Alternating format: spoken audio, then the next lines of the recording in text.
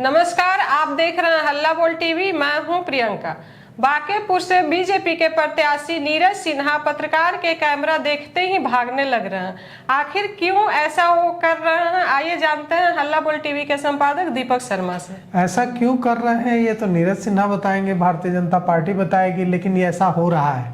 हम आपको विजुअल्स दिखाते हैं। जब पत्रकार बात करने की कोशिश कर रहे हैं भारतीय जनता पार्टी के बांकीपुर से प्रत्याशी नीरज सिन्हा से, तो नीरज सिन्हा किसी गली में घुस जा रहा है, किसी घर तक में घुस जा रहा है, माता बहन से बात करने लग रहे हैं, बुजुर्गों से बात करने लग रहे हैं।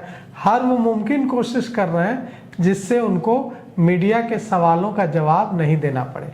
इसकी वजह यह है कि जब भारतीय जनता पार्टी के बांकीपुर से प्रत्याशी नीरज सिन्हा प्रत्याशी घोषित किए गए तो शुरू में उन्होंने जोश जोश में आकर इंटरव्यू देना शुरू किया। एक ही दो पत्रकारों को इंटरव्यू दिया, उसमें ऐसी ऐसी बातें बोल गए कि अब भारतीय जनता पार्टी ने लगता है कि अघोषित रूप से उनके पत्रकारों से बात करने, इंटरव्यू देने पर रोक लगा दी है। अब वे जहां देख रहे हैं मीडिया के कैमरे, जहां देख रहे हैं माइक, वहां उनके चेहरे का रंग बदल जा रहा है और वे हर कोशिश कर रहे हैं जिससे उन्हें मीडिया के कैमरों का सामना न करना पड़े। और उनके साथ के लोगों को भी लगता है यही इंस्ट्रक्शन है कि उनको मीडिया के कैमरों और मीडिया के सवालों से बचाना है, क्योंकि भारतीय जनता पार्टी को यह डर सताता है कि पता नहीं कब वे क्या बोल जाएं। नीरज सिन्हा को लेकर ऐसा डर क्यों सता रहा है? क्योंकि नीरज सिन्हा को जब टिकट मिला भारतीय जनता पार्टी का, अभिषेक बंटी को पहले भारतीय जनता पार्टी ने प्रत्याशी बनाया, अभिषेक बंटी को प्रत्याशी बनाया गया, उसके बाद अभिषेक बंटी का नाम वापस करा लिया गया, उसके बाद फिर नीरज सिन्हा के नाम का तुरंत ऐलान कर दिया गया।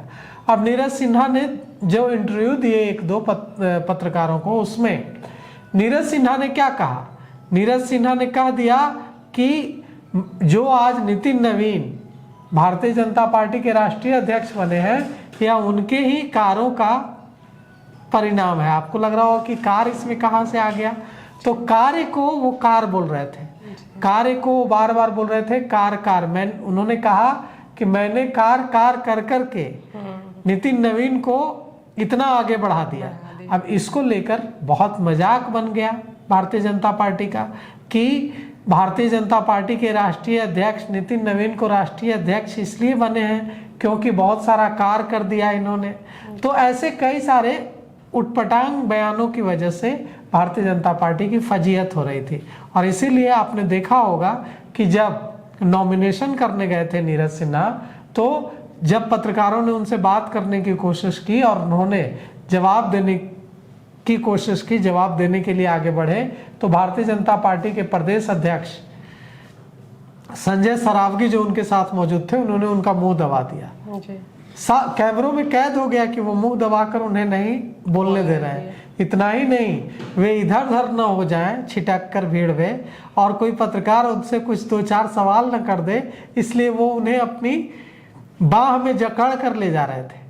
और बाहों में तो बाहुबली की तरह संजय सरावगी उनको अपनी बाहों में जकड़े हुए आगे लेकर बढ़ रहे थे। लेकिन इसी बीच मौका मिला नीरज सिन्हा को, तो वे किसी तरह से वहां से निकल गए। उसके बाद से नीरज सिन्हा फिर कभी मीडिया से मुखातिब नहीं हुए। अब उन पर लगता है भारतीय जनता पार्टी ने गैग ऑर्डर लगा दिया है, मतलब उनके बोलने पर पाबंदी लगा दी है। इसीलिए वे माइक देखते ही जो गली सामने दिखती है उस गली में घुस जाते हैं, लेकिन मीडिया के सवालों का जवाब नहीं देते हैं। इंटरव्यू तो बहुत दूर की बात है। अब यहाँ बड़ा सवाल है कि अगर भारतीय जनता पार्टी के प्रत्याशी में इतनी काबिलियत नहीं है कि वे मीडिया के सवालों का जवाब दे सकें, तो फिर चुनाव जीतने के बाद वे बांकीपुर के लोगों की समस्याएं कैसे उठाएंगे? उन समस्याओं के लिए लड़ेंगे कैसे? आवाज कैसे बुलंद करेंगे? विधायक का यही तो काम है कि अपने क्षेत्र के लोगों की समस्याओं के लिए आवाज उठाना।